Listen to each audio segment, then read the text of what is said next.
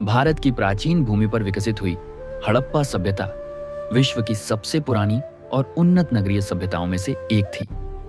इसे सिंधु घाटी सभ्यता के नाम से भी जाना जाता है। यह सभ्यता लगभग 2600 ईसा पूर्व के आसपास अपने उत्कर्ष पर थी और अपनी अद्भुत नगर योजना, स्वच्छता व्यवस्था, व्यापार, कला और सामाजिक संगठन के लिए प्रसिद्ध रही। सिंधु नदी और उसकी सहायक नदियों के किनारे फली फूली इस सभ्यता ने पक्की ईंटों से बने नगर, सीधी सड़कों का जाल, उन्नत जल निकासी प्रणाली और समानता पर आधारित समाज की एक अनोखी मिसाल पेश की।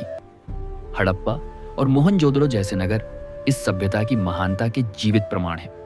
इस अध्याय में हम हड़प्पा सभ्यता के उद्भव, प्रमुख नगरों, जीवन शैली, आर्थिक गतिविधियों, धार्मिक विश्वासों और इसके पतन के कारणों को विस्तार से समझेंगे, ताकि हम जान सकें कि हजारों साल पहले भी मानव सभ्यता कितनी विकसित हो सकती थी।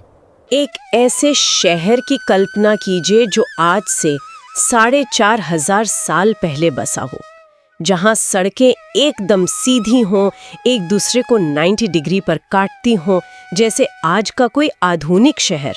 और सोचिए, हर घर में अपना बाथरूम और टॉयलेट हो और पूरे शहर के नीचे एक जबरदस्त अंडरग्राउंड ड्रेनेज सिस्टम। नहीं, ये रोम या एथेंस की कहानी नहीं है। ये कहानी है भारत की जमीन पर बसी एक महान सभ्यता की।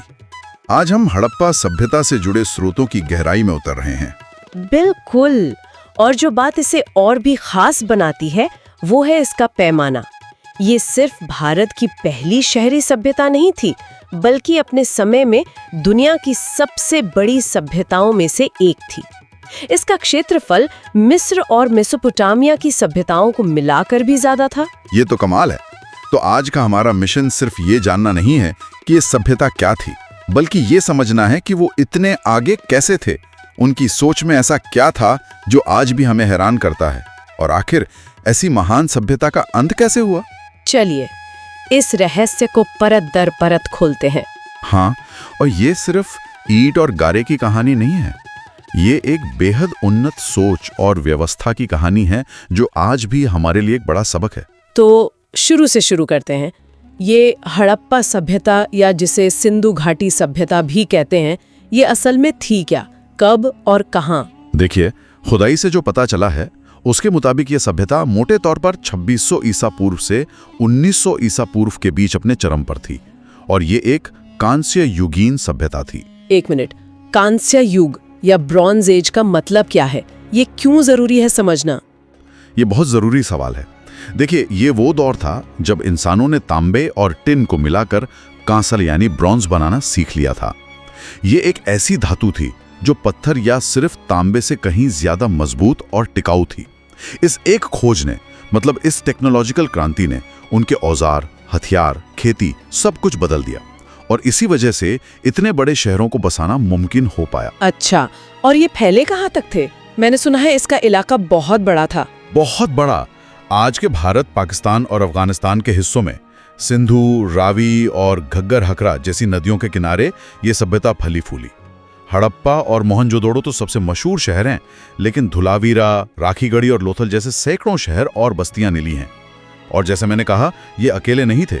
दुनिया के दूसरे हिस्सों में मिस्र और मेसोपोटामिया जैसी महान सभ्यताएं भी इसी समय फल फूल रही थी। अब आते हैं उस हिस्से पर जो मुझे सबसे ज्यादा हैरान करता है, इनके शहर। मैंने पढ़ा है कि इनके शहर किसी भूल भुलैया की तरह नहीं, बल्कि एक प्रॉपर प्लान के साथ बनाए गए थे। ये कैसे मुमकिन था? मतलब क्या ये किसी एक सेंट्रल प्लानिंग का नतीजा था? हाँ, और यही इनकी सबसे बड़ी खासियत है। सड़कें एक दूसरे को लगभग 90 डिग्री के कोण पर काटती थीं, जिससे पूरा शहर एक ग्रिड पैटर्न में बन जाता था। Grid pattern? जी, ये कोई इत्तेफाक नहीं था।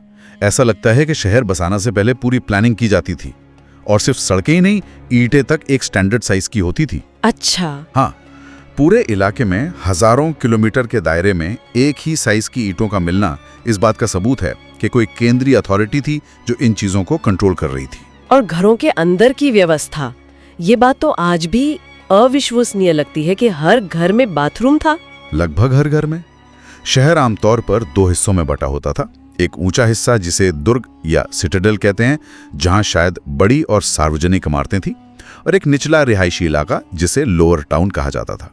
छोटे बड़े हर घर में अपना एक आंगन और एक स्नानागार यानी बाथरूम होता था, और ये बाथरूम घर की नालियों से जुड़े होते थे जो फिर सड़क की मुख्य नाली में जाके मिलती थी। और ये नालियां भी कोई मामूली नहीं थी, है ना? मैंने सुना है वो ढकी हुई होती थी। बिल्कुल, ये नालियां ढकी हुई थीं और उनमें थोड़ी थोड़ी दूरी पर मैनहोल भी थे ताकि उनकी सफाई की जा सके। ये स्वच्छता और पब्लिक हेल्थ की एक ऐसी समझ है जो उस जमाने के हिसाब से आप सोचिए क्रांतिकारी थी। और इसी सोच का सबसे बड़ा उदाहरण है मोहनजोदाड़ो में मिला महान स्नानागार या ग्रेट बाथ। हाँ, मैंने उसकी तस्वीरें देखी हैं। वो एक बहुत बड़ा तालाब जैसा है। वो सिर्फ एक तालाब नहीं है, वो इंजीनियरिंग का एक चमत्कार है। और उसकी वाटरप्रूफिंग तकनीक तो कमाल की थी। वाटरप्रूफिंग? हाँ, उन्होंने ईंटों को जोड़ने के लिए जिप्सम के गारे का इस्तेमाल किया और दीवारों और फर्श पर बिटुमेन यानी डामर की एक मोटी परत चढ़ाई थी ताकि पानी जरा भी न रिसे। ये वही तकनीक है जो हम आज भी वाटरप्रूफिंग के लिए इस्तेमाल करते हैं। कमाल है। इसका सटीक उद्देश्य क्या था, ये आज भी एक बहस का विषय है। सबसे लोकप्रिय थ्योरी ये है कि ये किसी तरह के धार्मिक अनुष्ठान के लिए इस्तेमाल होता था, लेकिन सच तो ये है कि लिपि को पढ़े बिना हम सिर्फ अंदाजा ही लगा सकते हैं। तो इन बेहतरीन शहरों में जिंदगी कैसी थी? लोग अपना गुजारा कैसे करते थे? अर्थव्यवस्था का आधार खेती और व्यापार था। वो गेहूं, जौ, राई, मटर और चावल जैसी फसलें उगाते थे। और मैंने कपास के बारे में एक हैरान करने वाली बात पढ़ी है। हाँ, और ये एक बहुत बड़ी बात है। दुनिया में कपास उगाने और उससे कपड़ा बनाने वाले ये पहले लोग थे। पहले लोग? जी, पहले। ये एक बहुत बड़ी खोज थी। शायद इसी वजह से मेसोपोटामिया के लोग सिंधु इलाके को सिंडन कहते थे, जिसका संबंध कपास से ही माना जाता है। अच्छा, तो वो सिर्फ किसान नहीं थे बल्कि बड़े व्यापारी भी थे। ये व्यापार कितना फैला हुआ था? बहुत दूर तक। हमें मेसोपोटामिया यानी आज का इराक, उसकी कई जगहों पर हड़प्पा की मोहरें मिली हैं।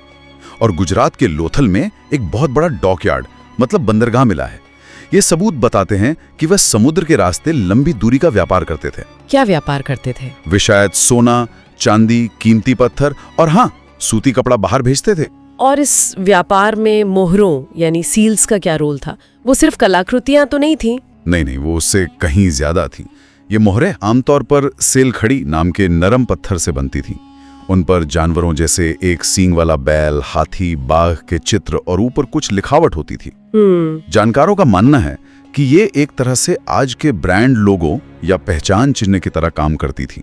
जब कोई सामान, मान लीजिए कपड़े का गट्ठर, भेजा जाता था तो उस पर गीली मिट्टी लगाकर इन मोहरों से छाप लगा दी जाती थी। अच्छा, ताकि पता चले कि सामान किसका है। हाँ बिल्कुल, इससे दो बातें पक्की होती थी। एक तो ये कि माल किसका है, और दूसरा ये कि रास्ते में उसके साथ छेड़छाड़ नहीं हुई है। ये तो एक बहुत ही संगठित सिस्टम लगता है। इसने मुझे एक और सवाल पर ला दिया है। इतनी व्यवस्था, इतना व्यापार, पर यहाँ मिस्र के पिरामिडों जैसे कोई बड़े स्मारक या राजाओं के महल क्यों नहीं मिले? कौन चला रहा था इस सब को? और यही इस सभ्यता का सबसे बड़ा और दिलचस्प रहस्य है। ये बात इसे अपनी समकालीन सभ्यताओं जैसे मिस्र या मेसोपोटामिया से बिल्कुल अलग करती है। वहां फिरौन और राजा खुद को भगवान बताकर विशाल पिरामिड और महल बनवा रहे थे। सही बात है।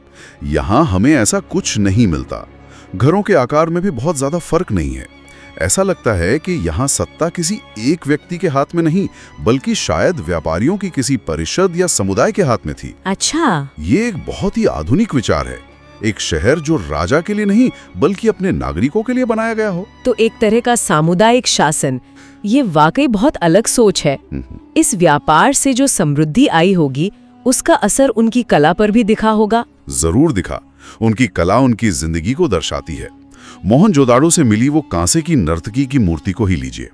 जब आप उसे देखते हैं तो आप भूल जाते हैं कि वो 4500 साल पुरानी है। हाँ, उसकी भंगिमा बहुत आधुनिक लगती है। बिल्कुल, उसका जो आत्मविश्वास है, शरीर की जो भंगिमा है, एक हाथ कमर पर और दूसरा घुटने पर, वो आज भी हमसे बात करती है।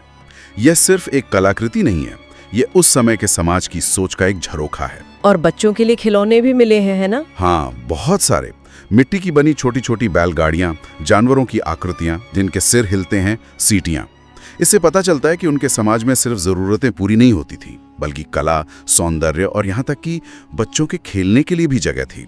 अच्छा, अगर हम उनके विश्वासों और धर्म की बात करें तो क्या हमें मिस्र की तरह विशाल मंदिर या देवताओं की बड़ी बड़ी मूर्तियां मिलती हैं? नहीं, विशाल मंदिर तो नहीं मिले। उनका धर्म शायद ज्यादा व्यक्तिगत और प्रकृति से जुड़ा हुआ था।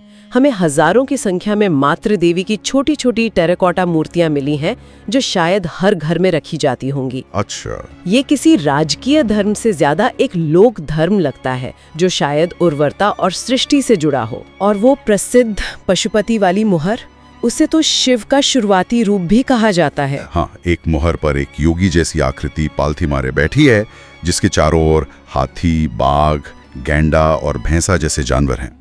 कई विद्वान इसे पशुपति यानी जानवरों के देवता या प्रोटोशिव का रूप मानते हैं। इसके अलावा वे पीपल जैसे पेड़ों और कुबड़ वाले बैल जैसे जानवरों की भी पूजा करते थे। कालीबंगन जैसी जगहों से अग्नि वेदिकाएं भी मिली हैं जो शायद अग्नि पूजा की ओर इशारा करती हैं। लेकिन इन सब थ्योरीज और अंदाजों के बीच एक ऐसी चीज है जो सारे राज खोल सकती है, पर हम उसे समझ ही नहीं पाए हैं, उनकी लिखावट। और यही इस सभ्यता की सबसे बड़ी पहेली है। उनकी लिपि या स्क्रिप्ट एक चित्रात्मक लिपि थी। उसमें मछली, पक्षी, इंसानी आकृतियों जैसे कई चिन्ह हैं। और ये लिखी कैसे जाती थी? हमें ये पता है कि इसे दाएं से बाएं लिखा जाता था, लेकिन दुख की बात यह है कि आज तक कोई भी इसे पूरी तरह से पढ़ नहीं पाया है।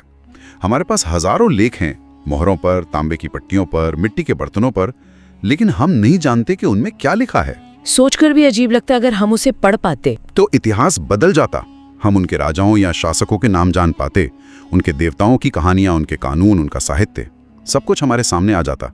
ये एक पूरी की पूरी खोई हुई दुनिया से हमारी सीधी बातचीत होती। फिलहाल हम सिर्फ उनकी चीजों को देखकर उनकी कहानी का अंदाजा लगा रहे हैं। तो फिर आखिरी सवाल, एक सभ्यता जो इतनी उन्नत थी, जिसकी प्लानिंग इतनी शानदार थी, जिसका व्यापार दूर दूर तक फैला था, वो खत्म कैसे हो गई? मैंने स्कूलों में तो आर्यों के आक्रमण वाली थ्योरी बहुत सुनी है। क्या बाहर से आए लोगों ने उन्हें खत्म कर दिया?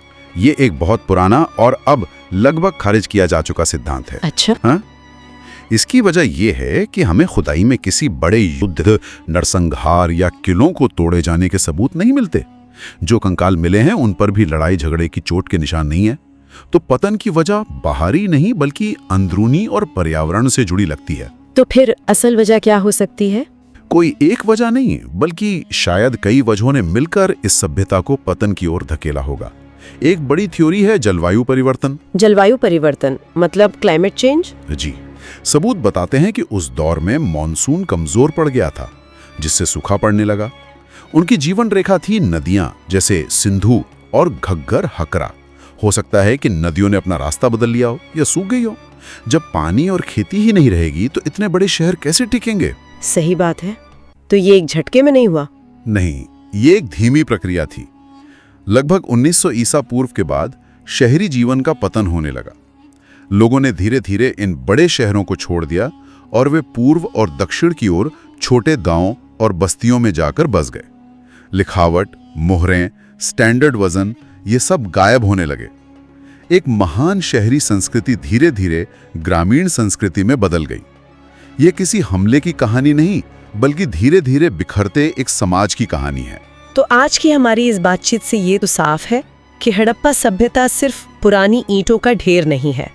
ये अपनी वैज्ञानिक शहर योजना, पानी के मैनेजमेंट, व्यापार और एक अनोखे सामाजिक ढांचे के लिए अपने आप में बिल्कुल अनोखी थी। बिल्कुल। स्रोत हमें बताते हैं कि हम क्या जानते हैं, लेकिन सबसे बड़ी कहानी यह है कि हम क्या नहीं जानते, क्योंकि हम उनकी लिपि नहीं पढ़ सकते। हड़प्पा सभ्यता एक पूरी किताब की तरह है, जिसका सिर्फ कवर और तस्वीरें हम देख पाए हैं, लेकिन जिसके पन्नों को पढ़ना अभी बाकी है।